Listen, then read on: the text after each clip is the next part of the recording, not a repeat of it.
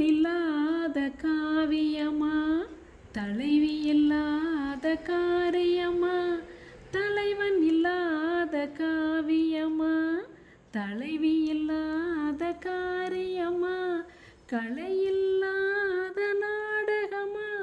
காதல் இல்லாத வாலிபமா, காதல் இல்லாத வாலிபமா, பணியில்லாத மார்கழியா, படையில்லாத மன்னவரா, நிலையில்லாமல் ஓடுவதும் நினைவில்லாமல் பாடுவதும்,